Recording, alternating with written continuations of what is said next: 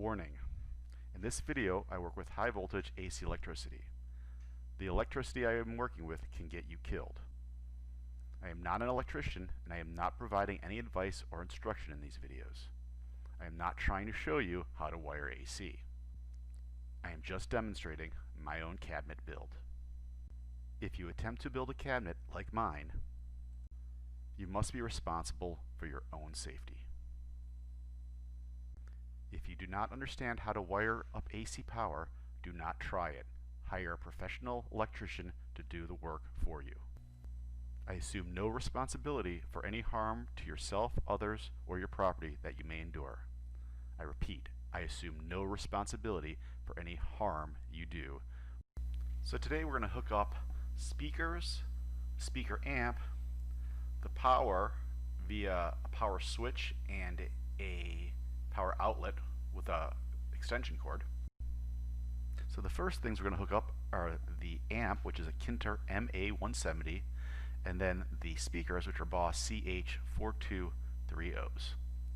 Now I got both of these off of Amazon. The amp was about $10 and the speakers were about $25. Also not shown on the table is the power supply for the amp, which is a TMEZON 12 volt power supply from Amazon, Amazon part B00Q2E5IXW. That was about $8. The other parts we'll be hooking up are a 15-foot power cable from Home Depot, SKU 10013636688, and that's about $10. Then we have a Home Depot 2-gang electrical box cover, 223821 is the SKU number, and that's about $1. And we have a blue plastic electrical box, which is Home Depot SKU 690414, and that's about $2. And finally, we have two electrical outlets themselves from Home Depot, SKU 221860, and those are not even $1 each. So the first thing I did was take the electrical power cord, cut off the end, and cut off a little bit of the insulation so I can get to the 3 electrical wires. So then I had already screwed in a stern on-off switch with bracket, which I got from pinball.com, part 515708500, which was about $8.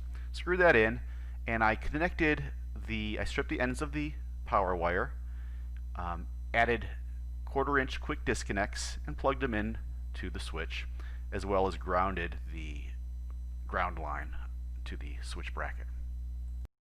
Before running the wires and the quick disconnects into the switch, though, I routed it through one of these power plates that will eventually get a grommet to hold the power cord in place. And this is just an old plastic one I had, probably from an old video game laying around somewhere. Then I went ahead and cut the plastic tab off of the electric box. And I'm pretty sure I was supposed to have used a metal box. But again, I'm not an electrician, so don't take my advice on doing any of this. Check with your own local codes or hire an electrician. And then I drilled 2 screw holes into the electric box so we can mount it into the wooden cabinet. And then I went ahead and mounted it into the back, as far back into the cabinet as I could. And I wired up my electrical sockets with some electrical house wire that I had laying around. Installed the outlets into the electric box, and then put on the electric box cover. Then I plugged an electrical tester into the outlet to make sure it's wired correctly. And then let's switch it to the other side to make sure that side's correct. And I guess I forgot to mention that obviously I wired the electrical cable from the outlets into the switch. Now I installed the car speakers into the holes where the normal pinball speakers go. And I connected the wires that came with the speakers that already had quick disconnects on them. And here's what it looks like from the front. And here's what it looks like installed in the back box. So it's been a while since I did any videos on this, but I went ahead in my cabinet and installed this, it's a monitor kind of bracket. Lets me move the monitor up and down, or tilt the monitor up and, different positions. I put little just those things that you use to mount shelves like in your cupboard and put them into place. Got the computer in there. Added the virtual pin. They call the virtual pin plunger. Got my buttons installed. Do not have a front panel for it yet, but I also added the LCD display here, and that fits perfectly. I have to look up I don't remember what monitor it was, but it literally fits perfectly. It's like got a centimeter, if that, on each side. And I built this little what is that called? Just like a bezel, so it covers up the parts of the monitor that you know, the name and all that. So let's go ahead and put the monitor back in here and just see how it looks. So here's the LCD in there. That's a 4K display. It's not the one I showed you last time. I decided to put a different one in there. And you got the back glass and everything in there. I still have quite a bit to do. Unfortunately, as much as I wanted to make this like really nice and perfect, I did not. The insides, everything conflicts. The shooter gets in the way of the monitor mount that goes up. The PC's too big. It's a mess down there. I wanted everything to look beautiful. I ended up, you can see it's flashing the way things work. My HDMI cable got bent at a 45-degree angle, and I'm not making good connections now. So still a work in progress. Now it plays really nice. This is the 4K TV, but it's not at 4K mode. It's at like 1440 mode. I have a GTX, RTX, I don't know, whatever, the 1650 overclocked. Works great in this mode, but the 4K mode, it's just a little slow. And again, you can see the flickering from the, probably from that HDMI cable that is bent. So I try to make this beautiful inside. I try to make everything clean. I try to make it so it would be very easy to lift the monitor out of the PC, but even though I tried to design it that way, it did not actually turn out in implementation very well, and it's actually a ginormous nightmare to do anything with, unfortunately. That said, it plays real fun. I was actually surprised. I did not think virtual pinball would really do anything for me. And I have real Spider-Man pinball, for example, but I played, and my play is about the same as the real table. I played about the same shots, the same score every time. I was really surprised. It feels really good, and it looks really good. It's surprisingly good looking.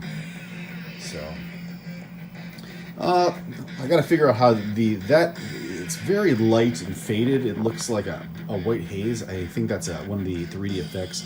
I wish I could get rid of that. It's just too much brightness. I'm sure I can. I'm sure that's a setting. You can't see it in the picture very well, but it looks really good, honestly, I have to say. I mean, we'll go to the real Spider-Man and see what it looks like. Here's my real Spider-Man. Obviously it looks better because it is real 3D and real components. But still, you know, this is the virtual pinball the play actually was really good. I was surprised. That's what I thought would stink, and it was not. It did not stink. It was a fun to play. I played South Park on it. South Park was fun to play.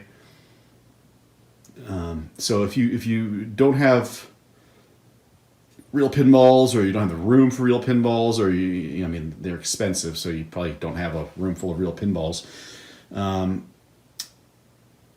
You know, the virtual pinball is pretty neat. It's a pretty nice idea. You can build one yourself. I think some like Arcade 1UP is making some. Building yourself though, it is a pain. I mean, I'm experienced. I've been collecting and restoring arcade games for 23 years, and I have quite a few of them, quite a lot of arcade games. So I'm good at that, and I have MAME, and no problems with that. But the virtual pinball, the insides is a nightmare. I guess my MAME are kind of a pain. I don't like going and taking them apart, but the virtual pinball, my cabinet design, as much as I just try to make it really nice, it is a nightmare. So I will probably have to redesign it. I do not know how I'm going to do it or what I'm going to do. But and then I have to deal with the software because I don't have any front end on it, and it's loaded in the games is a pain in the butt because one monitor is sideways. So I'm sure people who actually have built these in the forums, they've got all these kinks figured out. But you know, it was a fun first build. Spent a lot of actually didn't take too much time. It took a lot of time between when I last did work and made a video and making this video, but it turned out really good, and it is, like I said, it's really fun to play. Once I get all the things done, I also want a new bezel to cover up the holes in the. You can see there's the monitor doesn't cover. I actually have a piece of wood for that already cut. I just need to paint it and cut the holes. But yeah, this is if you have the time and you don't get frustrated by physical things, it's a fun project. And like I said, the pinball play was surprisingly fun and surprisingly good. I thought that's what was going to be horrible, and it's really not. Even the sound. I only have 2 speakers in here, but the sound it actually sounds like the balls are coming where they're from. I don't know how I don't understand how people do signal processing and sound and make it sound like surround, but it does. And that's just 2 speakers. People have full like 7-9 speaker systems set up. I'd be interested to see how that works. And I know a guy who's got a virtual reality pinball where he wears the VR glasses and has a pinball. That must be amazing. I don't know how the graphics look, but there you theoretically could do that whole true 3D effect. But even with this, just the 2D monitor, it's really nice. Some of the effects, like on X-Men and Lord of the Rings, the Balrog and the Wolverine actually they're 3-dimensional. I mean, it's amazing. So, well done to whoever wrote the software and the people who work on the virtual pinball. It's really a neat thing, and it's a fun project if you got some time and you need a hobby. But it wasn't very hard to build. But maintaining this thing and every time I have to go and open it up is just a nightmare. So hopefully, maybe you'll learn from my mistakes. I try to do everything really nice and forward thinking, but I failed on that because this is just a nightmare to open up. Anyway, I hope you enjoyed the video. And I hope if you are interested in virtual pinball, this hopefully will convince you to go out and try one yourself and learn from my mistakes.